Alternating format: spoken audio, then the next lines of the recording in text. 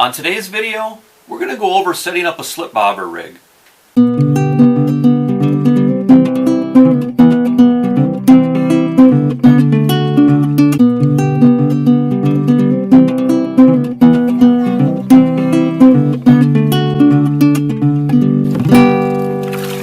Hey there outdoor YouTubers, it's Dave Knetter from Knetter's Practical Outdoors.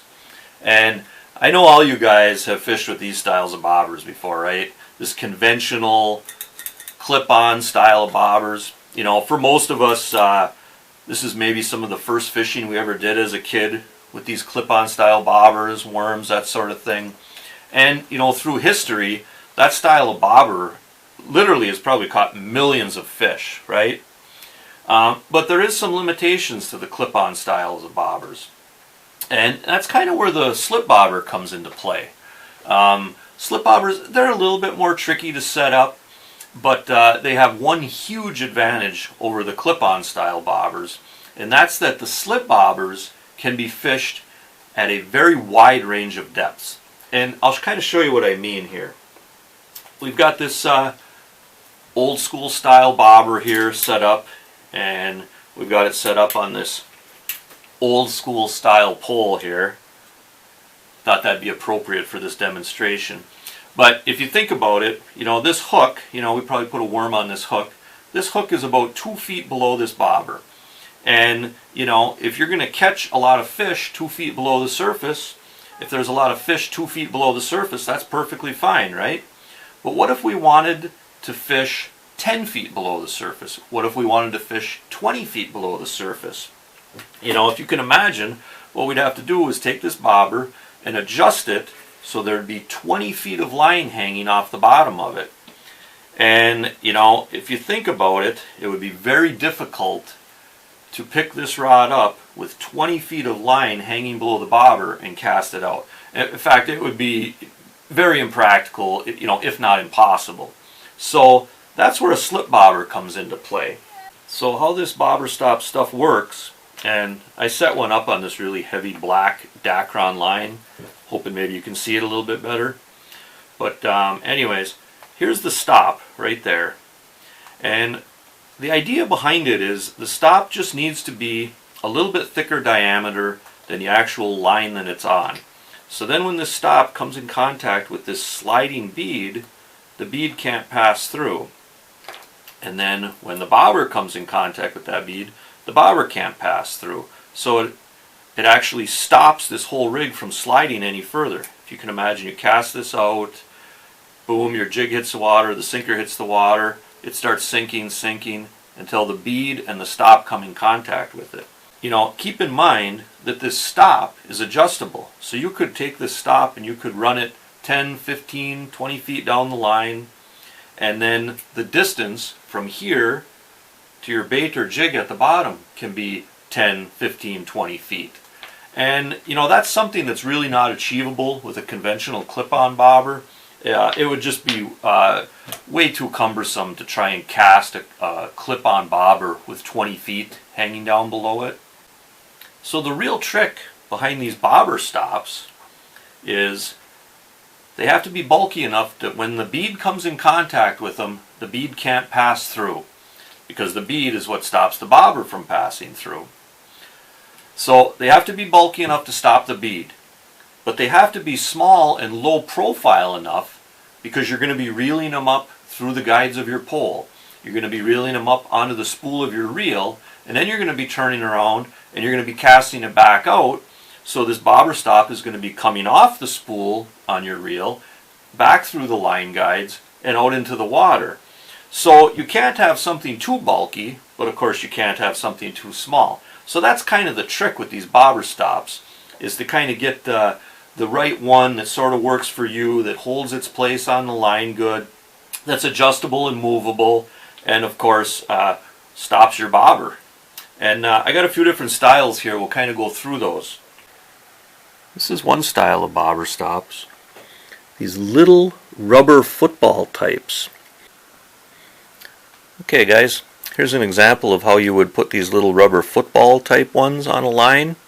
What you do is you take the line, run it through that wire loop on the end, And then you just kind of grab the little football between your fingers, grab this tab, and then just kind of pull it away.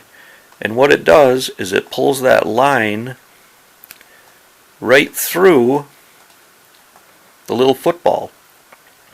So now you've got this stop on your line. Another style is this Speed Stop brand. And as you can see, they're little plastic ones. I call them dog bone style because they kind of look like a dog bone to me. What you do is you run your line through one hole, twist it around a few times, and then out the other one. Another style are these string ones. Okay guys, here's an example of how you use these string bobber stops. You just run your main line right through the straw, and then what you'll do is you'll take the straw and the string and separate them, pull the straw right off, and you can discard it. So now you've got this little slip knot string on your main line, and you just pull the ends tight. And I use this heavy black line so you could see it a little bit better. And then all you do after that is just cut these tag ends off.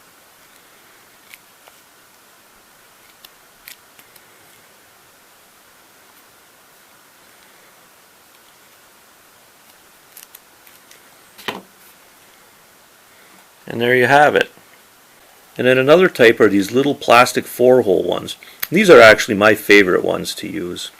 And what you do with them is you just weave the line in and out of all 4 holes, and then that acts as a stop. The small little rubber football style ones, they hold their place on the line real well, and you can move them up and down monofilament pretty easy. So they work well from that standpoint. The one problem I've run into with them is if you do have to reel them up through all your line guides and up onto the spool of your reel, sometimes when you go to cast back out, that line will get snagged on that rubber stop. You know, I think they're not quite as low profile as I'd like. They stick up a little bit, and your line will get snagged on them sometimes casting out. So I really don't use those for that reason. The other style, the Speed Stop, or what I like to call the dog bone style, the small plastic 2-hole bobber stops, they work well. They hold their place on the line, and they're very castable. They reel up and down your line guides real easy. They don't cause any problems. When you reel them up onto the spool and cast back out, they don't really cause any problems.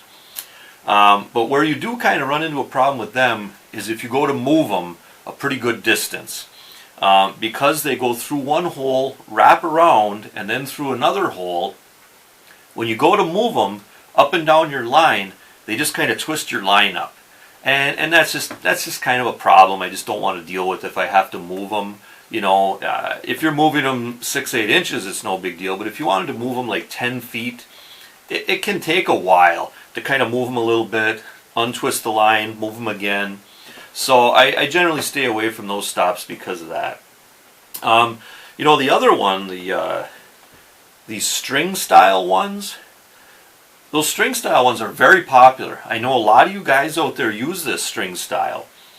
I haven't had that good luck with them myself. One thing that happens is they seem to go loose on me pretty easy.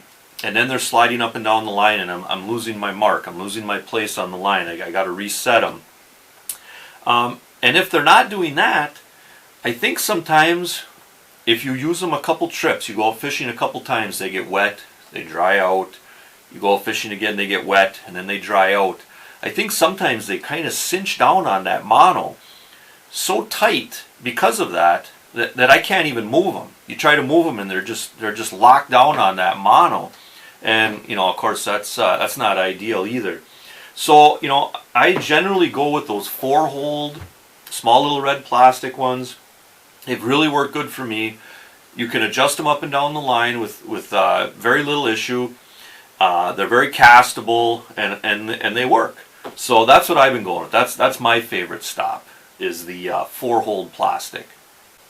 And that's the style of stop I have on this pole here. This pole is a 7-foot long pole, which is perfectly fine for slip bobber fishing. Ideally, probably 8.5 feet is even better. I do have one 8.5-foot rod that I dedicate to slip bobber fishing. But, you know, you guys have heard me say this before. You know, this is Knetter's Practical Outdoors, right? Sometimes I'm loading up 2-3 kids in my boat. We're going to go out, we're going to slip bobber fish, we're going to anchor over a weed bed. So we're going to be casting out, you know, maybe 6 rods, all different directions. Well, I don't have an arsenal of nice 8.5-foot long rods that I can dedicate just to slip bobber fishing. So, you know, a lot of times I'll just use these 7-footers. They fit in the boat a lot easier, a little bit easier for my kids to cast around. And they work perfectly fine. Like I said, if you're really into it, you know, having that longer rod is really good. You can cast things a mile with them. It's really good. You know, sometimes you get that slack in your line when you're bobber fishing. It's really good for picking up that slack and taking that slack up with the hook sets. You know, if you can imagine, your line goes out, it goes to the bobber, and then from there it kind of goes straight down. So you don't have a direct straight route to the fish's mouth when you're hooking these fish with bobbers. So that longer rod does help. But again, hey, this is Knetter's Practical Outdoors. So sometimes we got to go with the 7-footers. And in this particular setup, this is a Shakespeare Crusader. This is a rod reel combination I bought. And this cost me $15, you know.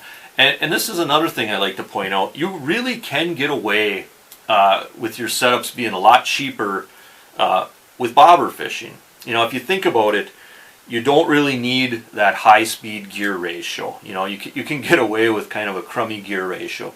You can get away with the rod not really being balanced. Maybe it's a little heavy at the end. Risk fatigue is not going to be an issue. You're casting these out. A lot of times we're leaving an open bail, setting them down on the floor of the boat. It's you know, wrist fatigue, you know, being a little heavier, maybe not as good a quality materials, really doesn't matter. I don't need 10-ball bearings in this reel. It's not like I'm casting it out and burning crankbaits back in all day long with this. So that's another thing I like to point out. You really can get by with a little cheaper setup, you know, with this bobber fishing in general. But I'll show you the rig here. This is actually kind of a fusion type line, you know, a super line. It allows me to go with a little heavier pound test and keep the diameter down. Then we come to our 4-hole stop. It's woven through there. Then we come to our bead, come to our bobber with the grommeted end.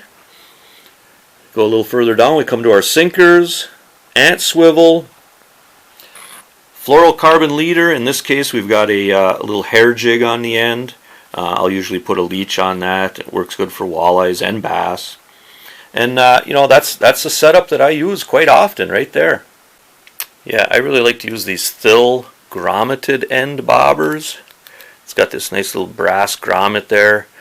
Line slides through it really well, and you won't wear any kind of grooves in it. And you guys know, these conventional bobbers, they pretty much catch anything that swims, right? Well, so do slip bobbers. You know, this setup with this pole, this bobber, I'll use this same setup for bluegills, bass, pike, walleyes. Well, there you go, guys. Quick little overview of rigging up a slip bobber. I showed you some of the different stops that are out there. I showed you the slip bobbers that I like to use. And, you know, if you haven't been using slip bobbers, I really recommend that you do. I do catch a lot of fish on slip bobbers every year. Because, hey, you guys know, right? You guys know the 3 secrets to catching fish, right? Location, location, location, right? If all the fish are down in 20 feet of water and you're sitting up in 2 feet of water with your conventional clip-on bobber, that's just not going to cut it, right? You guys know that. Anyways, hey, remember this. Hunt, fish, laugh, repeat. This is Dave Knetter from Knetter's Practical Outdoors. Hey, thanks for watching and God bless.